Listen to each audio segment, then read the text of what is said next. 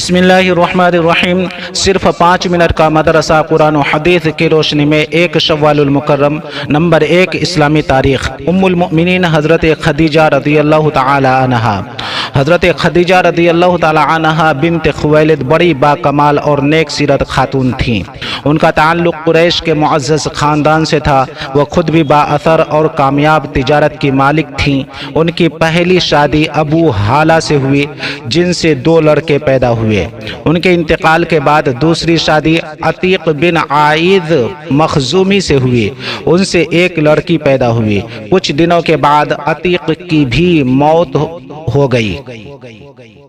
حضرت خدیجہ رضی اللہ تعالی عنہا کی شرافت و مالداری کی وجہ سے بہت سے سرداران قریش نے ان سے نکاح کرنے کی خواہش کا اظہار کیا، مگر وہ انکار کرتی رہیں۔ جب انہوں نے حضور صلی اللہ علیہ وسلم کی امانت و سچائی کی شہرت سنی تو ان سے نکاح کی رغبت پیدا ہوئی۔ مزید تسلی کے لیے آپ صلی اللہ علیہ وسلم کو مال تجارت دے کر اپنے غلام میسرہ کے ساتھ ملک شام بھیجا۔ پھر جب آپ صلی اللہ علیہ وسلم سفر سے واپس تشریف لائے تو حضرت خدیجہ رضی اللہ تعالی عنہا نے تجارت میں برکت اور آپ صلی اللہ علیہ وسلم کی امانت و اخلاق سے متاثر ہو کر خود نکاح کا پیغام بھیجا۔ رسول اللہ صلی اللہ علیہ وسلم نے اس کا تذکرہ اپنے مشفق چچا ابو طالب سے کیا۔ انہوں نے بخوشی منظور کر کے حضرت خدیجہ رضی اللہ تعالی عنہا سے آپ صلی اللہ علیہ وسلم کا نکاح کر دیا۔ اس وقت حضور صلی اللہ علیہ وسلم کے عمر 25 اور حضرت خدیجہ رضی اللہ تعالی عنہا کی عمر 40 سال تھی۔ نمبر 2، اللہ کی قدرت، سمندر کا اترنا چڑھنا۔ سمندر کے کنارے اگر آپ جائیں تو دیکھیں گے کہ سمندر کا پانی کنارے کی طرف کبھی چڑھ جاتا ہے اور کبھی اتر جاتا ہے، لیکن اس کے چڑھنے کی ایک حد ہوتی ہے۔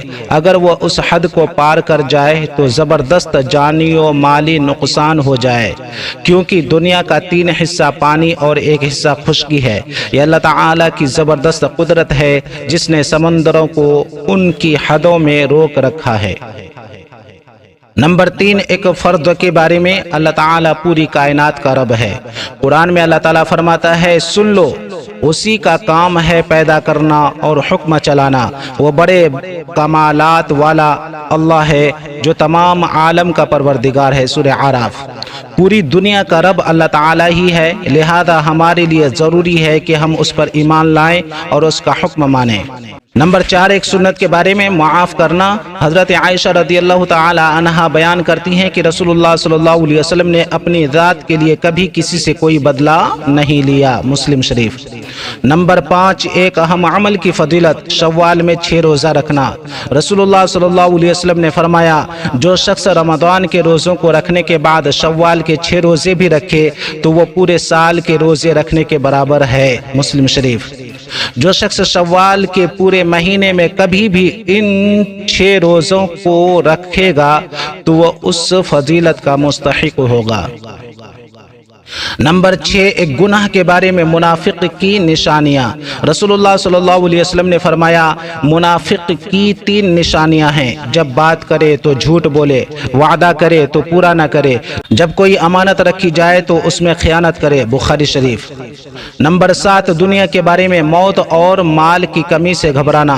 رسول اللہ صلی اللہ علیہ وسلم نے فرمایا، آدمی 2 چیزوں کو ناپسند کرتا ہے، حالانکہ دونوں اس کے لیے خیر ہیں۔ ایک موت کو، حالانکہ موت فتنوں سے بچاؤ ہے، دوسرے مال کی کمی کو، حالانکہ جتنا مال کم ہوگا اتنا ہی حساب کم ہوگا۔